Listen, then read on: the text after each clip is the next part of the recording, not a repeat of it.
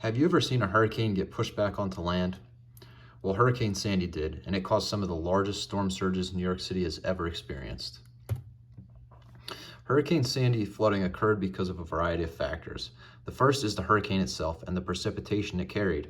Hurricane Sandy was formed by three factors, including hurricane season, which is a seasonal factor, a trough of low pressure stemming from the Arctic that strengthened the intensity as it moved northward, and a high pressure system in the Atlantic that forced the storm back to land.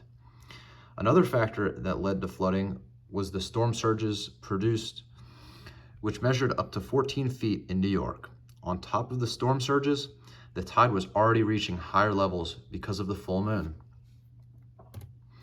The flooding caused by Hurricane Sandy had the largest effect in the mid-Atlantic and northeastern coastlines of the United States, Jamaica, the Bahamas, and Haiti.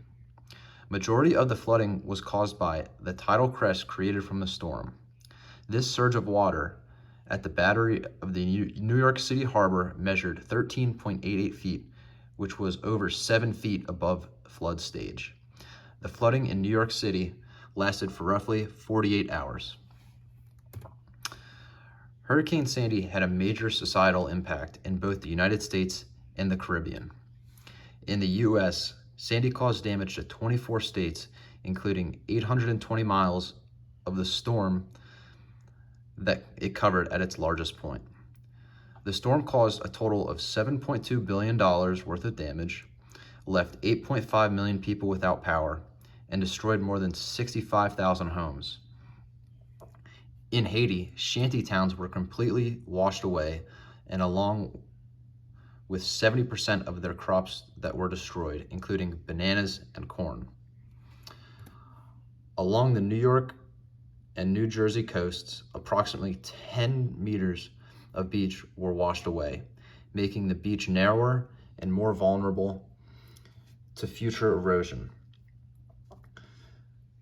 This led to the loss of income in tourism through the next few years. The water quality in the New York area, which was a major concern due to the contamination by sewage water and floating debris in the floodwater, as seen in this picture. The USGS ran a number of tests to ensure the flooding did not affect surface drinking water in the area. Although Sandy holds a negative connotation in many people's minds, there were some positives that came out of it. The United States revamped their hurricane warning system and flood evacuation zones to ensure that people are given adequate warnings and the best chance of survival during floods. Along the New York and New Jersey coasts, there was heavy investments in barrier islands to try to minimize future damage from powerful storms, as seen on the right.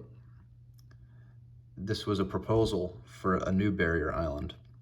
On the left, you can see many people have not rebuilt their homes since the government offered a buyback program.